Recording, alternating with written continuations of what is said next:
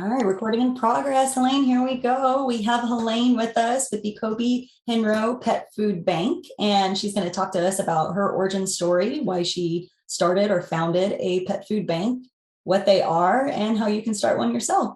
Hey, Helaine, how are you? I'm good. How you doing, Liz?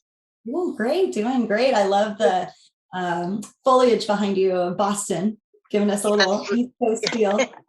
Yeah, we figured we'd give you a little treat. He's up now. They see snacks, so here they go. Yes, we have a little Right on cue. foliage, and I have my two helpers. I work, there's three of us. So the funny thing is, people often ask me who I work with, and I say, you got it. I have two canines and myself. So that's who really runs Kobe Henro. So I'll give you a little view of them, and chances are they're I little food got motivated. Sit down, guys. Show them who you are, and then I'm gonna go up here. Here we are. Okay. I think I'm moving. I'm gonna bring you up. Yeah. So first, Okay. just kind of tell me about like Kobe Henro Pet Food Bank, how you got it started and why it started, and the origin behind the name too. It's a very interesting name. Okay. I started probably I'd say it was just about 1 year ago. Right? We were just about at the 1 year anniversary. And I decided to start up a pet food bank when COVID, I would say COVID was about 6, 7 months deep, and it was we were starting to feel the effects and impact in my town. I live in a pretty small town, about 16,000 people. There's a food bank in town, but it's not utilized that much. So I drove by. It's at a church, and I drove through town center. And one day I saw a line of, usually there's 5 or 6 cars. I'd say there were probably 50 cars in line there. So they were snaking around, and I stopped. Excuse me 1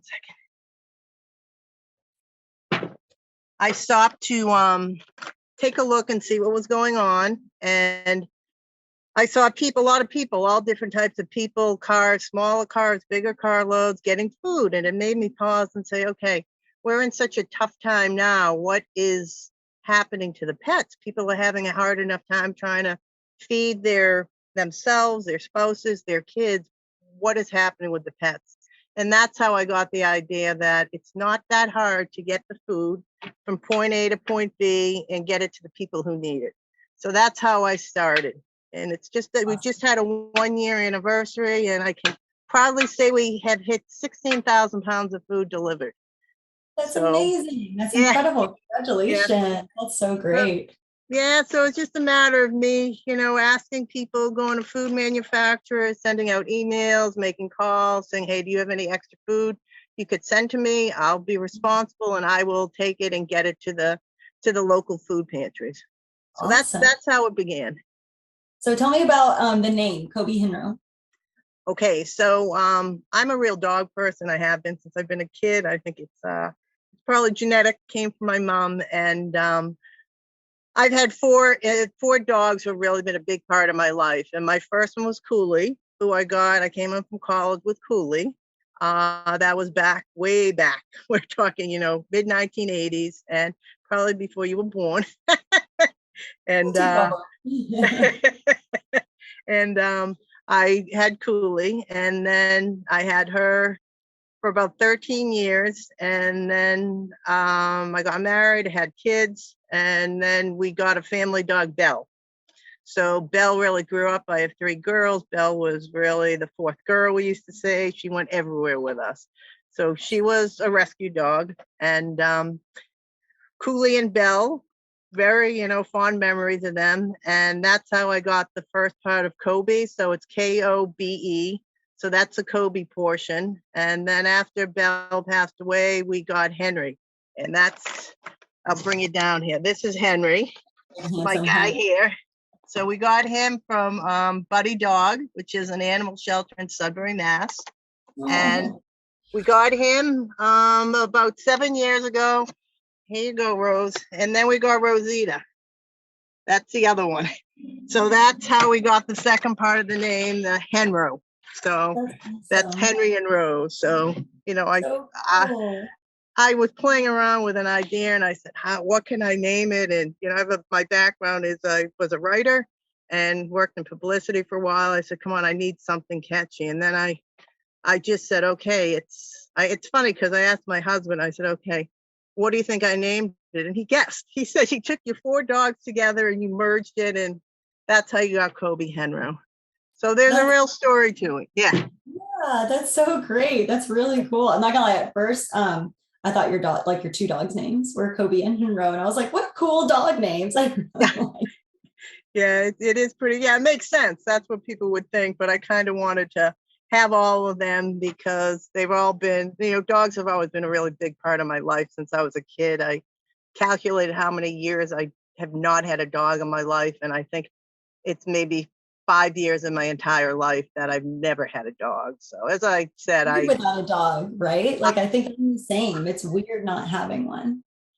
I couldn't live without one. I mean, as I said to my husband, you met me with a dog and you lose me with a dog. I will always have a dog. I mean, it's nothing like a dog. And I think my passion has really grown for the rescues as well. So that's how I found you. And it's interesting because with Kobe Henry, we started just servicing local food banks, the human food banks that, had pet owning clients. And I had some extra food and I said, okay, these Southern rescues, they need food too. So that's a big part of Kobe Henro now. We also support Southern rescues. I don't know what it's like on the West Coast, but the majority of it's South Carolina, Texas, New Orleans, Louisiana, that whole area. They need a lot of help. Tennessee. So they have so many dogs down there and cats who come up north to find homes. So I'll stop you right there because I Yeah, want people to be able to understand sure. like what a pet food bank does and why that's so crucial, the information that you're just giving there. Because it turns out like quite a few people don't really know, what pet food banks, do and why they're so crucial for just the animal welfare, in general sort of system. So could you describe for me like what a pet food bank is? Sure. People who come across hard times, they can go to, it's very similar to the food bank or food pantry. So there's usually no questions asked, no requirements. You just have to come when they have open days and ask for food. Most of them are drive-up now because of COVID, but they do a really good job. I mean, part of it, it's such a heartwarming experience to see how many kind, good people there are out there. Because sometimes I'm kind of like, wow, what? Yeah, exactly. Kind of okay. It's not the way it's supposed to be, but these people are fantastic. So they're feeding all of the humans around, and then I will go and provide food because I have only pet food. I have dog food and cat food. So I will go and I have treats too. And sometimes I'll get some collars and leashes and things like that from pet stores. But I will go to the human food bank and drop off pet food. So when people come through and give them the list of what they need, they'll have the opportunity to get pet. So essentially you go and get, where does the food come from? Like what does Kobe Henro do in terms of relations with, food manufacturers or stores, and then also with the food banks, but also with the rescues and shelters that you mentioned? Yeah, I started, when I came across this idea, I called and contacted a lot of pet food manufacturers. There's a few in Massachusetts, but I contacted them anywhere, figuring these big companies, billion-dollar companies, maybe they could just donate some food. I got some responses, but I did get a company, it was actually from out in Wisconsin, responded to me. And her response was, we cannot help you because we're a manufacturer, but why don't you contact our retailer? So I contacted all the retailers within my area, Massachusetts, and I came across Loyal Companion as a big chain here, and they were wonderful. They said, we'll help you out, we'll get you some food. And it was interesting because I finally got a woman to help me out of their Marlboro store by the name of Emily. And I always tell her, if it weren't for you, I never would have made it. I called her and I said, listen, I started a pet food bank. Do you have any donations? She said, yes, actually, I have some. Why don't you come on by? So I came by and I figured I'd, get maybe 5 or 6 bags.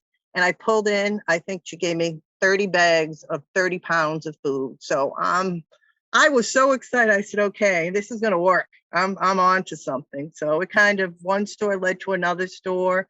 And then some of the local manufacturers. I just got a nice donation from Polka Dog Bakery, which is a kind of a high-end treat shop in Massachusetts. They've been wonderful. They donate food.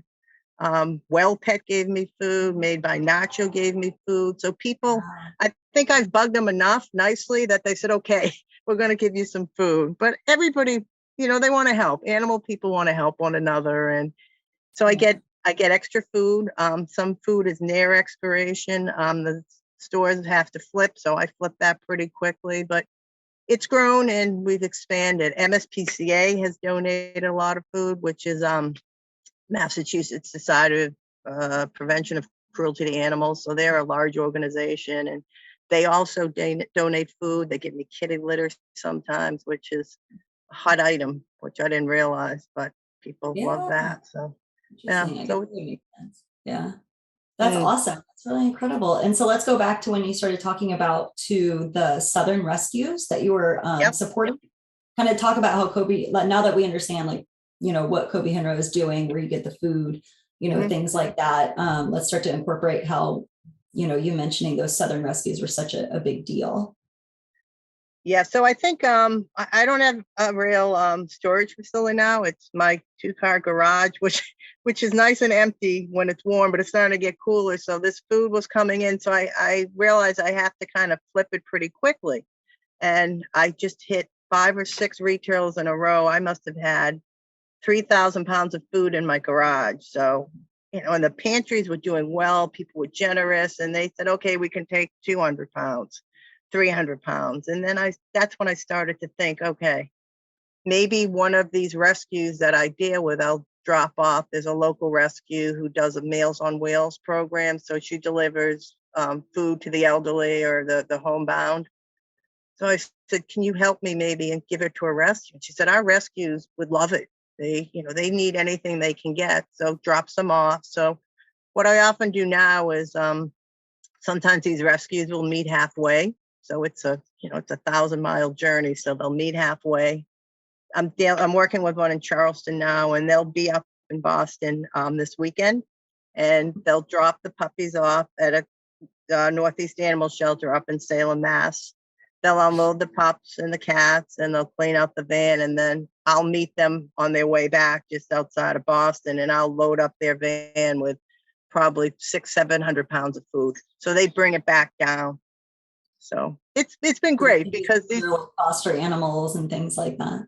Yes, people will foster, and sometimes they'll stay in the shelter as well. But for these, I'm happy because I feel as though these shelters, they're on such a limited budget that any kind of help they can get for food, they can put elsewhere. So they can use it for medical care, or they can use it to improve their facility. And they need to spread the word. As you know, as a rescue person, you need to spread the word that rescue is the way to go. I mean, and they need publicity to help with that. They need word of mouth. So anything I can help to spread that word is what I'm really enjoying doing. The pantries are great, but they're kind of working themselves nicely because we have a steady flow and there's lots of people who are familiar. And I'm just really working at the Southern rescues so they can get some more food and feed. And, I just want people to adopt. It's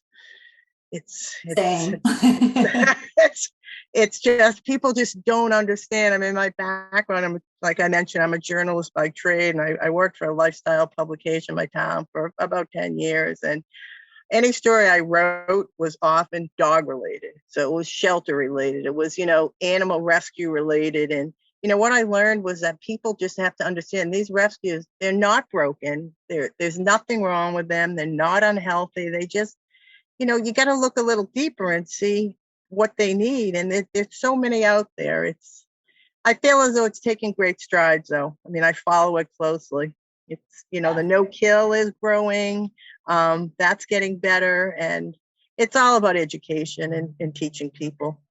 It really is. Yeah, a lot of people just don't know. I mean, no idea. Like there's a lot of people who don't realize that they're purebred rescues and that you could get puppies and things like that. So I completely agree. I love that, the education aspect of it and just supporting the rescues as much as we can so that we can get those Mm, dogs healthy and to yeah. forever.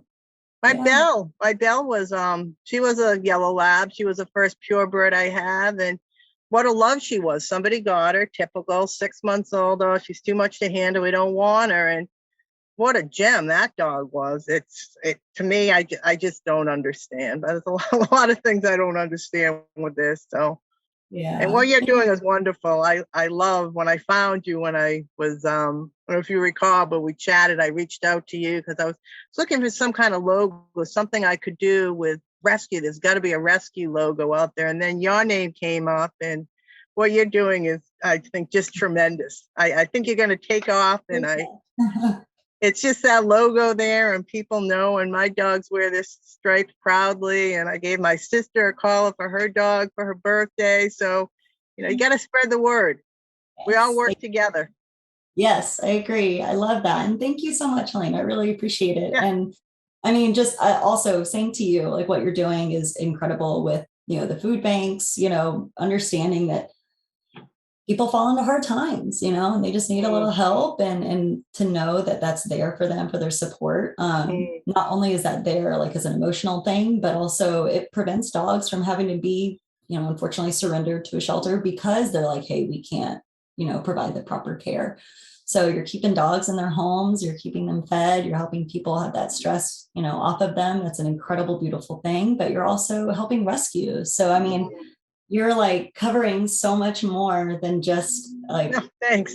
I feel like we need to like come up with a new category for you of like what Cody is and I does. think I'm always trying to think, and just try to figure what I can do, because I started because of my deep love for dogs, obviously, and animals in general. But I said, okay, my background, working in publicity for so long, I kind of know how it all works. So how can I help spread the word, and what can I do to just get people to listen and understand what's out there? And it's just even not just the food pantries, but the rescue people, and they're the best friends. They're trying to make it no-kill United States by 2025. These people are just so passionate, and they're doing such good stuff.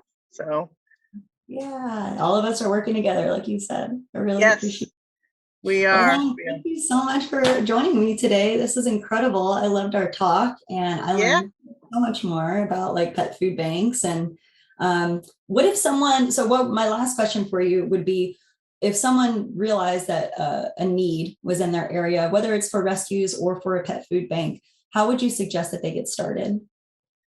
I think it's a lot of networking. I think you have to just make calls or show up in pet stores and ask them, what do you do with your surplus of food? It goes somewhere. Yeah. That's what I did. I went to the manufacturers, and then I went to the retailers. That's how I had to get my food supply there. So I knew it was all a game of supply and demand, basically, because I knew there was a demand out there. I just had to see if I could keep my supply up with the demand. And that's been a challenge. Sometimes one's higher than the other, but now I have a garage full of food. I probably have, thanks to Well Pet and Made by Nacho, they just donated probably 5,000-6,000 pounds of food. So I'm just flipping that and getting it to the people that need it, and the animals that are hungry, and the people who have fallen on hard times, and they don't have to. The worst thing is that people, I think, they love their pets so much, and they'll start giving them food that's not, just cheaper, eggs or bread. And it's no fault with that. It's tough times we're in. So I get Yeah. some private people that will call, and I'm happy to deliver to them and give them, I feel blessed. So I feel as though I have to give back and, help the animals along the way. And now my dogs are quiet. I'm going to bring it down here. This is Henry. There he is. Oh, That's he's my so guy. See, and he's wearing his nice collar. he is. Oh, here you go. Here, Rosie. Here's Rosita. There she is. He has it too. He Right. does. Yeah, they're great. They're good. So they're my partners. That's a funny thing. People say, well, can you give me a picture of your team? And I said, you're looking at it. I'm the one that has to take the picture because the other two, they don't take pictures. They don't read. They don't write. They don't drive. So, But they're but good it's team good. members. The best coworkers I've ever had. So. That's awesome. Thank you so much. That was